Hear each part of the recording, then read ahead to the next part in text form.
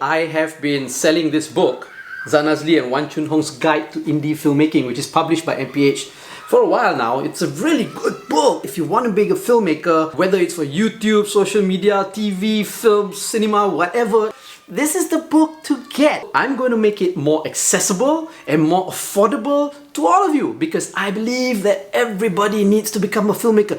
The more filmmakers we have in the world, I think this world will be a better place to live in. Now it's available as an electronic book download on my website. I'm going to link it here. It's really cheap, it's really affordable. It's only 5 ringgit if you want to get the ebook version. Okay, 5 ringgit. It doesn't really cost much, right?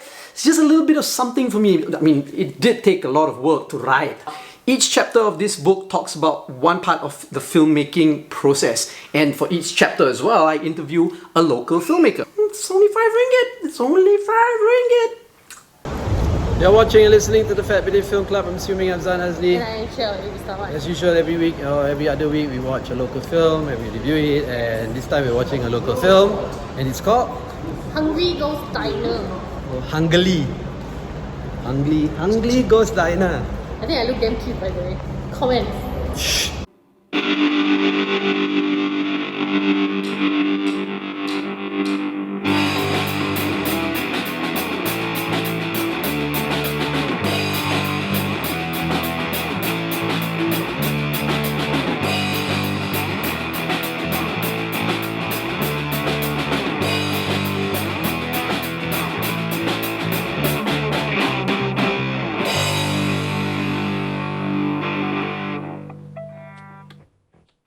So we watched Hungry Ghost Diner, directed by Wee Jun Cho. Cho Wee Jun. Wee Jun Cho. Who turns out knows a lot of people that we know, like Cindy Chan. I know Wee Jun. Oh, I don't know Wee Jun. I know. But I know a lot of Wee Jun's friends. Remember we like bumped into Cindy him at Artisan Coffee at Tamanton. And we said hi when we were there to meet Dato' Anis. Yeah, probably. We bumped into a lot of people. But yes, probably. Anyway, so congratulations, Wee Jun, on this film. Kuman Pictures films, alright? Kuman Pictures, yeah, executive produced it. So what's the film about?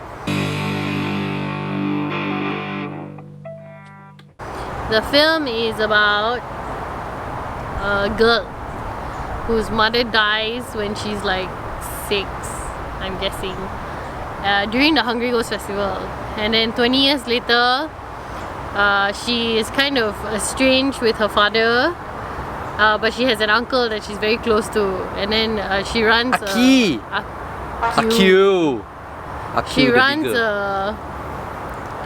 She runs a food truck because it's called the Hungry Ghost Diner lah. So she runs a food truck where she sells reimagined Hakka food lah. Okay, because her mother's family owns a kopitiam in like Berang. Then we find out that she doesn't like her bad relationship with her father. So she's estranged with her father. So she could have just taken over the coffee shop, right? But no lah, she's always going to KL and whatever. So then one day, Akyu comes to KL to visit her. And it's again during the Hungry Ghost Festival. And he's like, kind of like want to tell her something, don't want to tell her something. She serves him tea, yeah? So she, for whatever reason, she drives back and then she finds out, oh actually, Akyu died already. It was the day of his death. So he had come and visited. Last night when he died. Visited her. So his ghost visited her. So then the story goes from there lah. And it's basically a story about how and it's also during the MCO, right? Yeah, and then suddenly got MCO, she gets stuck in Berang and she cannot go back to KL because of the MCO. She has to kind of like make amends with her father as well and all that. Yeah, in a way it's it's basically a story about making amends, and it's got a little bit of that Hungry Ghost element also. So she's kind of got to fix that. But it's so that's what the story is about. So what do we think about the film?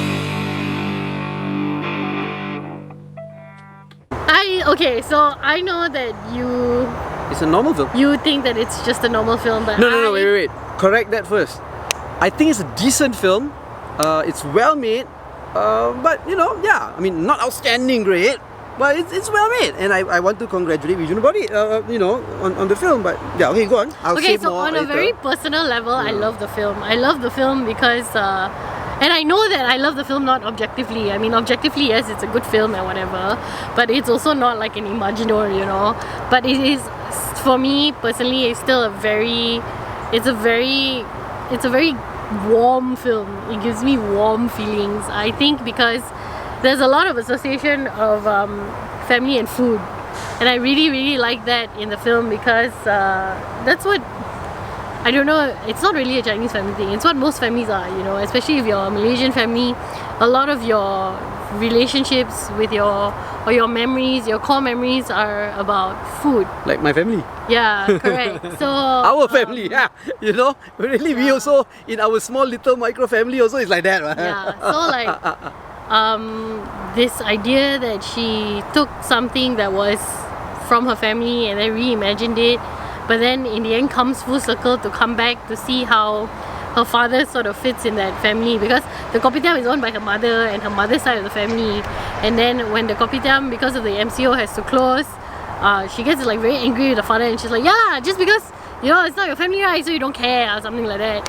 But actually that's not the reason. So it's the way that he made that connection between the family and the food was very beautiful for me, and it would really like touch me lah, because I think about like my family, you know, my Hakka family especially, and things that we miss of my grandmothers, and it's always food, you know. We always talk about I miss the person departed in terms of like food, like, and Myanmar will never taste like the same again. So there is a particular scene in the film where that sort of comes together, that whole this whole ideal, and like I like cried, obviously cried like a baby. So it touched me on a personal level, which is why I feel so much affection for it. Objectively, I thought it was a very smooth film, and it was made very well. It is quite new agey with the use of the color, because there's a lot of like neon colors in it. But I also I thought that the distinction between like the real world and the underworld with the switch of the color was very nice, and I really enjoyed it lah. It was a very enjoyable, like warm film for me. Yeah. It's not a horror film. You won't get scared in this film. Oh yeah, I actually forgot it was a horror film. It's not supposed to be a scary horror film. It's ghosts, yeah. It has things to do with, you know, it's something to do with ghosts and the afterlife, and it's very Chinese. This film is very Chinese Malaysian. Chinese Malaysian, okay? I'm not saying Chinese like Chinese, but Chinese Malaysian. And I like the story. I think it's very decent. It's done very well. You got control.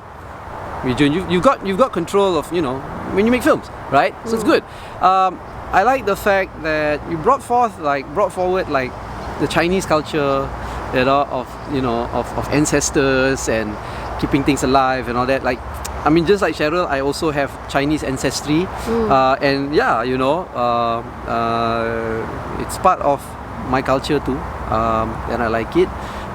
It's a really good story. I would say it's a Malaysian film because, you know, you have these communities in Malaysia as well, but also not. How do I say this? Because any community or culture that exists in Malaysia, and if you make a film based on these themes, right, it should be considered a Malaysian film. Yeah. But if you look at the context of Malaysia, we always divide and categorize and, you know, departmentalize and everything. Compartmentalize everything from race to you know, religion to beliefs and culture and customs and all that. And you know, like when in Malaysia, when it comes to the Chinese New Year season, suddenly all the Chinese movies will come out. That's right, now it's Hungry Ghost Festival. Yeah. So this film, so the Hungry Ghost film come out. Yeah. So this film seems like a seasonal film in Malaysia. Oh, Chinese New Year film, come out, bam, like that. Which it doesn't. I'm saying this, but it doesn't mean I agree with it, because it should come out anytime and Malaysians should be able to appreciate. Yeah. But even the audience is segmentized in Malaysia. The Chinese speaking audience, the Malay speaking audience, the English speaking audience, you know. And all the Malays are watching Russia right now. Yeah. And then the Chinese people are probably gonna go watch this. Yeah. So I mean, in that sense, it kind of sucks, because I think if other communities in Malaysia, the non-Chinese speaking communities in Malaysia, just open up their minds a little bit and watch a Mandarin film, a Malaysian Mandarin film, or a Malaysian Tamil film. There is not Garden of the Evening Mist. There's not Garden of the Evening Mist. You can learn more about Malaysia, and maybe not even just not really learn about Malaysia, but and see the similarities between the cultures. So it goes back to that thing about how this film has that connection, right? The family and the food thing, and how we just said that doesn't just exist with Chinese families; it also exists with like our Malay side of the family. But you can also imagine how the Malay community, when they watch this film and they look at the food, they'll be like, halal ke tak? Makanan Cina ni halal ke tak? When that shouldn't even be the point. And then why is there no disclaimer to say it's not halal? Yeah, although no issue has been made yet, and I don't want us to be the ones to trigger this issue, but because it's not, right? But you can imagine lah. You can imagine how it could be, right? But just as how I would call, would you ask people to watch this film? Oh, are we doing it now? Not necessarily, but it's going to lead into the conversation. Oh yes, watch this film.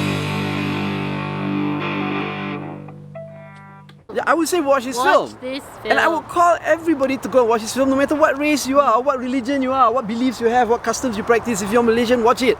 You don't have to be Malaysian though, just watch it. Right. Just like how I would call everybody to go watch Rahsia, or go watch Imaginor, or go watch Cemen Chalai or whatever. You know, I would, everything, right? Just go watch it. It's Malaysian as Malaysian can be, you know.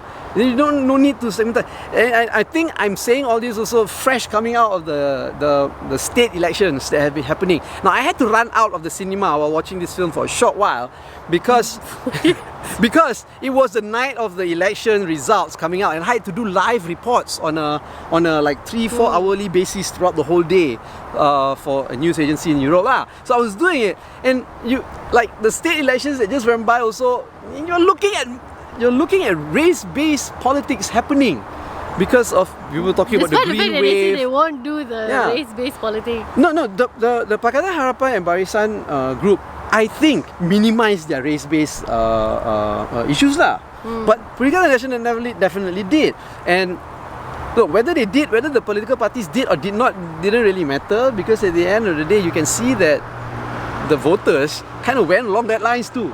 You know, it wasn't a humongous green wave, but you could see that there is certain things happening there that is race-based lah. I'll be writing and talking about this in another separate channel lah. Right, I'll be writing about it in my Malaysia Kini column if you guys want to read later on. I haven't written about it yet, but I will. But this is not the place. But you know, because film is always going to be socio-political, no matter what kind of film it is, and you want to look at it in a very community and societal based way. You know, and that's how people associate with stories being told, right? Just like how you associate this film with your family and the food and the memories. And I do too. Like whatever you said about family, I feel the same way. My family, just every time we meet, it's just about makan. It's meal after meal after meal after meal. We're having like 3 of it. We're having 3 meals with our families this weekend. Exhausting. But that's just how it is, and we enjoy it, right? And we end every meal with a teh tarik session, right? Compulsory. Auntie Rosie, Adam, right? But anyway, and it's like that lah. Family, society, we relate and we feel when we watch films like this. And then at the end of the day, this film is good lah. You know, because it makes us feel this way, and that's great. You know, it doesn't have to be a technically efficient film, but it is also. It wasn't. Not to say that it was a horribly made film. Technically, no, it was great, beautiful, right? The problem with it really is that this is not the first film to be talking about a Malaysian experience. You know, it's not like a pioneer in it, but it is a good one. But as most of the films that come out that are good and Malaysian, it's underrated lah, and you know that's why it's being pushed out of the cinemas. They had to fight for more showings. So really, if you can, please go and catch it in the cinemas. It's a nice show. It's a really nice show. It's bring tissues. You won't cry like you cry in Imaginor, but you might also still cry, especially if like your mother or your father or your grandparents are dead. It might be a little bit triggering for you. Actually, I also got no more grandparents lah. Yeah. Holy shit. Yeah. So yeah. But I've had only one grandparent for a long time because when I was a kid in kindergarten already, all my 3 grandparents died already. Only that 1 grandparent stayed on until I had a kid. You know, so anyway. Yeah. And now you're going to be a grand uncle. So there you Why am I going to be a granduncle? think about that. Oh, on your side of the family. Right. So watch this film in the cinema. Let us know what you think. Yeah, thumbs up. Like this don't video, like, don't like this subscribe video. to our YouTube channel. Follow us on all our social media platforms at FatBidin. Or go to fatbidin.com to get everything. You've been watching and listening to the Fat Bidin Film Club. I'm assuming I'm Zan Azli. And I'm Shawib Islam.